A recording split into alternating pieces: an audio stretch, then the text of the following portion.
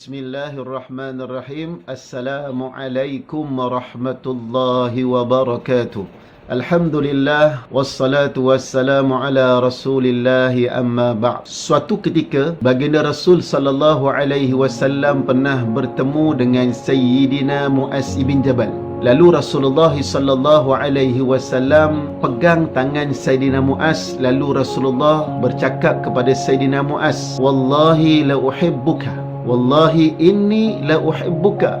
Demi Allah, sesungguhnya aku ini sangat menyayangimu, sangat mencintaimu. Lalu Sayyidina Muaz pun cakap kepada baginda Rasul sallallahu alaihi wasallam, "Demi ayahku dan ibuku, demi Allah Subhanahu wa taala, aku juga amat mencintaimu wahai baginda Rasul sallallahu alaihi wasallam." Lalu Rasulullah sallallahu alaihi wasallam berkata pada Sayyidina Muaz, "Wahai Muaz, aku berpesan kepadamu. Wahai Muaz, aku nak berwasiat kepadamu agar kamu jangan meninggalkan sama sekali doa ini setiap kali selesai menunaikan solat." Apakah wasiat yang Nabi sallallahu alaihi wasallam bagi tahu kepada Sayyidina Muaz ibn Jabal? Doanya berbunyi, "Allahumma a'inni ala dhikrika wa syukrika wa husni ibadatik." Kita semua dah pernah dengar kan doa ni? Allahumma a'inni ala dhikrika wa syukrika wa husni ibadatik. Ya Allah, ya Tuhanku, aku bermohon kepadamu, wahai Allah,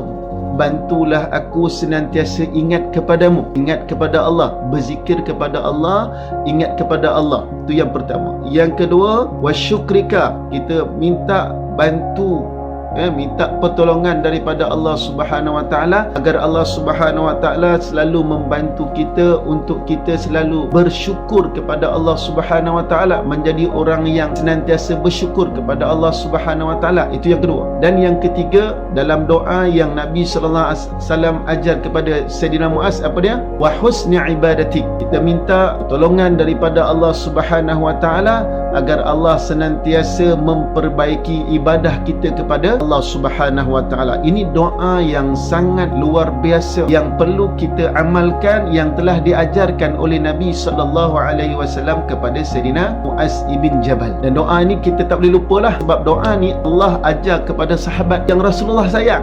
Ni salah seorang sahabat, Muaz bin Jabal ni memang Rasulullah sangat sayang, dan Rasulullah berwasiat kepada Sayyidina Muaz. Jadi kalau kita nak rasa kita ini disayangi oleh baginda Rasul sallallahu alaihi wasallam, jadi kita perlu mengamalkan apa sahaja amalan-amalan ataupun sunnah-sunnah yang pernah diajarkan oleh baginda Rasul sallallahu alaihi wasallam kepada para sahabat radhiyallahu anhum ajma'in. Tak ada salah satu ni doa dia. Kenapa doa ni penting sangat? Kenapa doa ni penting sangat dalam kehidupan sehinggakan baginda Rasul sallallahu alaihi wasallam ajar kepada sahabat yang disayangi ini? Kalau kita perasan dalam kehidupan kita, kalau kita perasan banyak perkara yang kita tahu, perasan tak? Banyak yang kita tahu, banyak amalan-amalan yang kita tahu, yang kita pelajari, yang kita tahu daripada guru-guru kita, daripada ibu ayah kita, daripada YouTube dan sebagainya. Amalan-amalan yang dapat meningkatkan iman kita. Tetapi semua yang kita tahu itu belum tentu kita dapat lakukan dalam kehidupan kita. Contoh paling simple, doa keluar rumah, doa naik kenderaan, doa melihat cermin, doa apabila belajar, doa ketika nak makan, selepas makan, dan macam-macam doa yang Nabi sallallahu alaihi wasallam ajar kepada kita agar kita ini nantiasa ingat kepada Allah Subhanahu wa taala. Dalam banyak-banyak doa ini ataupun amalan-amalan yang diajar oleh baginda Rasul sallallahu alaihi wasallam kepada kita, berapa peratuskah kita dapat amalkan dalam kehidupan kita? Berapa peratus, berapa persen yang dapat kita lakukan dalam kehidupan kita agar kita menjadi hamba Allah yang senantiasa ingat kepada Allah Subhanahu wa taala? Kita boleh tanya, saya tanya diri saya, sahabat-sahabat yang lain di luar sana pun boleh tanya diri kita masing-masing. Berapa banyak? Jadi nak menunjukkan bahawa setiap apa yang kita tahu, setiap kebaikan-kebaikan yang ada, yang kita tahu melalui pelbagai sumber itu, kalau tidak dapat bantuan daripada Allah Subhanahu wa taala, belum tentu kita dapat melaksanakannya, belum tentu kita dapat mengamalkannya dalam kehidupan kita. Sebab itu Nabi sallallahu alaihi wasallam ajar kepada kita, Allahumma a'inni, ya Allah, wahai Tuhanku, bantu aku. bantu, a'inni, bantulah aku ya Allah ala zikrika, untuk mengingatimu, untuk ingat kepada Allah. Kalau Allah Subhanahu wa taala tak bantu kita, belum tentu kita dapat ingat Allah Subhanahu wa taala. Doa di antaranya ingat pada Allah. Allahumma barik lana fima razaqtana wa qina adzabannar. Kita nak keluar rumah, bismillah tawakkaltu ala Allah wa la haula wa la quwata illa billahil aliyil azim. Ataupun paling kuranglah setiap apa yang kita nak lakukan, ada tak mulut kita ini, lidah kita ini senantiasa menyebut apa dia? Bismillah. Paling kurang sebut bismillah.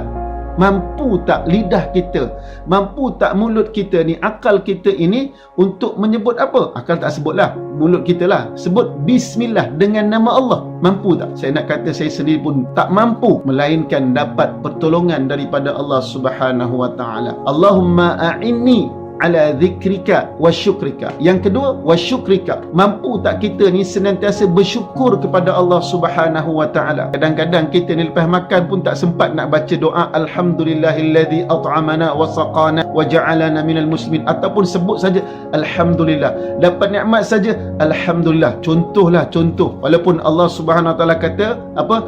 La in syakartum la azidannakum wa la in kafartum inna azabi lasyadid. Kalau kita ni bersyukur pada Allah Subhanahu wa taala, Allah Subhanahu wa taala akan tambahkan lagi nikmat kepada kita. Tapi kita mampu tak bersyukur pada Allah setiap kali kita mendapat nikmat daripada Allah Subhanahu wa taala? Belum tentu kita dapat bersyukur kepada Allah Subhanahu wa taala kalau tidak dapat dibantu oleh Allah Subhanahu wa taala. Begitu juga wa husni ibadati, kita mohon pertolongan, bantuan daripada Allah agar Allah Subhanahu wa taala bantu kita untuk kita memperbaiki ibadah seharian kita ini. Kita kadang-kadang ibadah kita biasa aja, 10 tahun yang lalu, 15 tahun yang lalu sama aja kita punya ibadah. Semayang fardu okeylah, semayang fardu, tapi semayang fardu pun kadang-kadang kita bukannya ingat Allah, kita ingat selain daripada Allah. Kadang-kadang kita tak melakukan amalan-amalan sunat. Jadi dengan kita berdoa kepada Allah Subhanahu wa taala setiap selepas salat ini, mudah-mudahan Allah Subhanahu wa taala bantu kita untuk kita senantiasa ingat kepada Allah,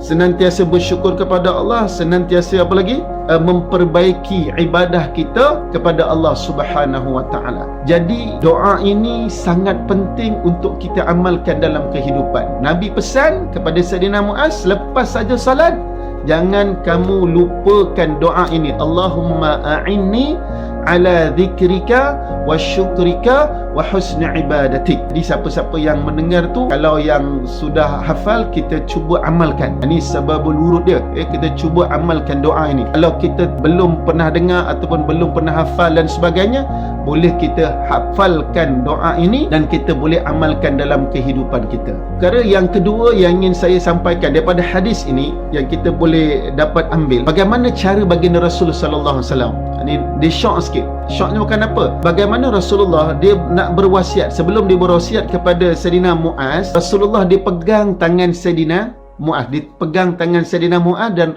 Rasulullah dia ungkapkan rasa cinta dia kepada Sayyidina Muaz. Tengok, Rasulullah ajar kita, kalau kita nak menyampaikan sesuatu, kita nak berdakwah, kita nak memberikan nasihat kepada siapa saja, kawan kita ke, kepada anak-anak kita ke, kepada pasangan hidup kita ke, sentuh dulu, touch. Kita sentuh dulu, baru kita menyatakan sesuatu yang kita nak sampaikan kepada mereka. Tapi Rasulullah dimulakan dengan apa? Dengan sesuatu yang menyeronokkan orang mendengarnya. Apa yang Rasulullah mulakan? Rasulullah kata kepada Sayyidina Muaz, wahai Muaz, aku mencintaimu. Mana ada orang bila kita cakap, contohlah mak bapak cakap kepada anak, Along, abah sangat sayang. Ada tak anak menyampah aku? Mana ada. Mesti dia rasa seronok kan. Bila dia seronok, barulah kita cakap sesuatu yang baik, yang mudah-mudahan dia boleh dapat amalkan apa yang disampaikan. Penting sangat.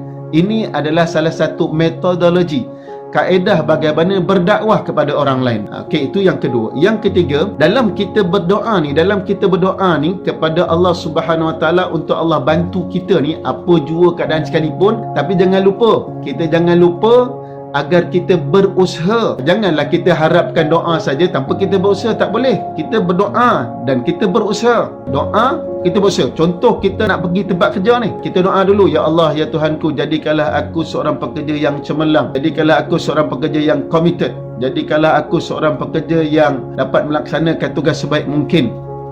Sampai saja dekat tempat kerja, kita buat betul-betul, usaha betul-betul. Sama juga kalau kita dengan anak-anak. Ya Allah, jadikanlah anak-anak aku anak-anak yang saleh. Ya Allah, jadikanlah anak-anak aku anak yang suka baca Quran, cintakan Al-Quran, cintakan Rasulullah, cintakan Allah. Lepas daripada kita doa tu, maka kita berusaha mendidik anak tu. Barulah selepas itu prosesnya, bismillahirrahmanirrahim, ta'ala Allah, wala hawla wala quwata illa billahil aliyil azim.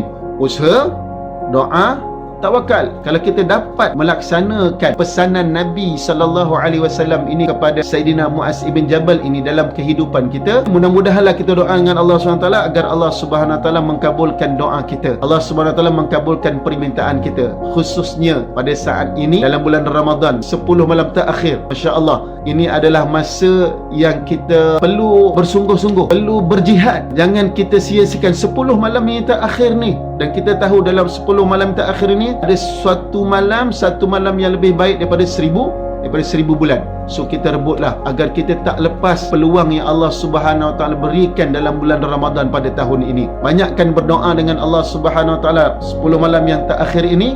Apa doa dia? Allahumma inna nas'aluka ridhaka wal jannah wa na'udzubika min sakhatika wan nar. Allahumma innaka 'afuwun karim tuhibbul 'afwa fa'fu 'anna. Ini doa kita.